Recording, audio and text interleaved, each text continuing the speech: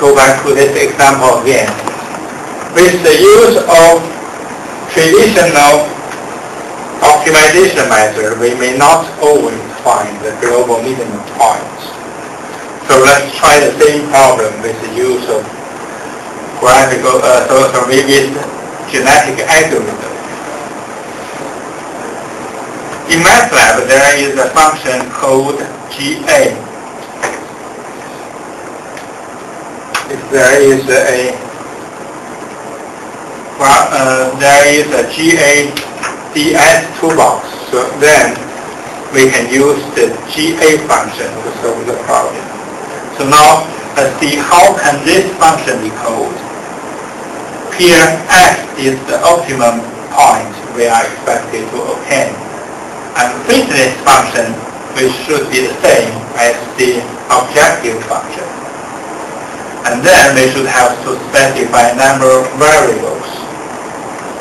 And then we should have to specify A and B just the same as we did in the conventional optimization processes, which indicate that we have linear inequality constant AX more than B. And also we should have AEQ and BEQ for linear equality constraints. And also we can have lower and upper boundaries for variable X. And then we can also specify nonlinear constraints. So now let's consider our original problem.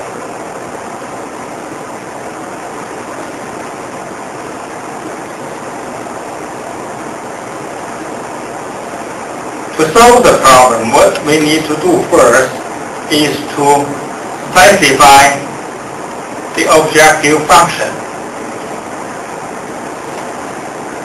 And the objective function should be specified like this, using anonymous function method. I will explain this one later to you. Let's go back to the function again.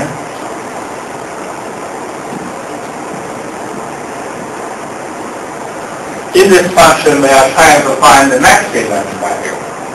So if we want to find the minimum value, we have to multiply, we have to change the signs here and here. So we have to select an objective function like this. An objective function is given by y.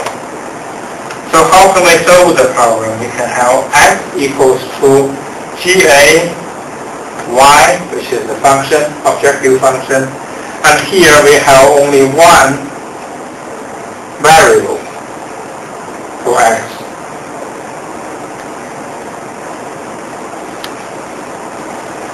And then we need to specify the lower and upper range of x from -1 to 2. That is, to specify LB as -1, UB as positive 2, the lower and upper bounds. So we have already finished these two. What about this? Since there isn't any constraint, so we have to set them as empty matrices. We have 4 empty matrices.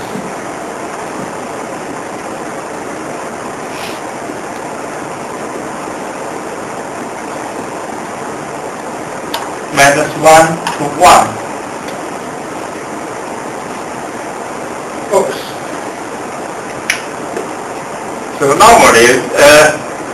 normally using genetic algorithms, we can expect to have global minimum point. However, in some special cases, we still get local minimums.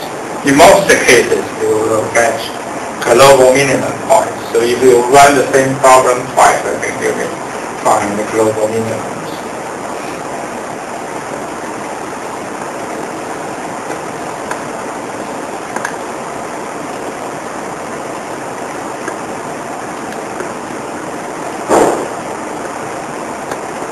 This is the one method I want to demonstrate.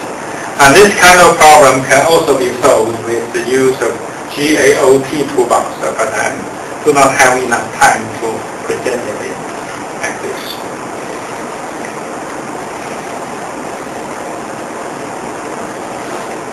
So now let's summarize the optimization method. We have conventional method and also GA or other method. So what are the advantages of conventional method and what are the advantages of GA algorithm? Normally, if you try different examples, you will see that the accuracy or precision of GA would be very low. However, with conventional optimization method, the precision would be very high. So there are advantages and disadvantages of using different methods. And the advantage of GA is that it is more likely to find global minimums. However, with conventional method, it is not certain whether we can find global or not. Normally, we may not for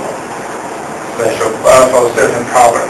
So now we can consider to combine them together.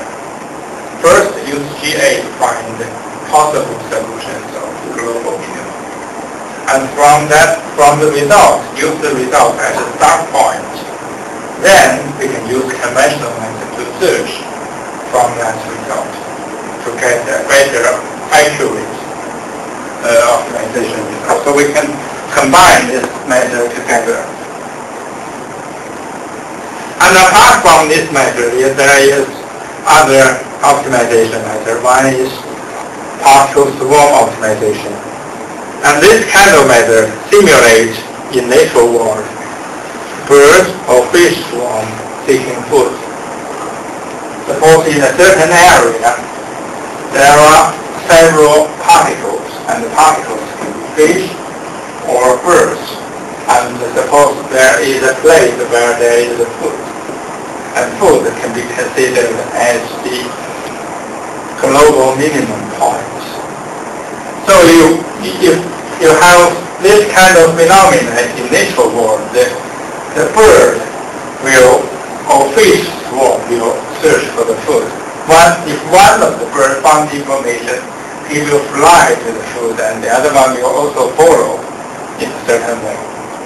Then, in this case, the global minimum might be formed. So you can use partial swarm optimization techniques for solving this kind of optimization problems. And here I have listed several of the functions we can use.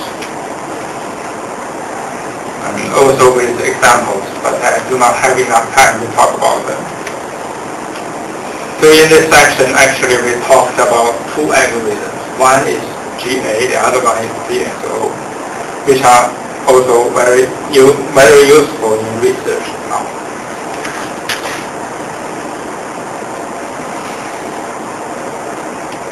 And the last section here is how to combine the benefits of this algorithm together. Just use GA to find the global minimum points, and then use conventional method to fine-tuning the results. So there are examples, but I will not talk too much about it.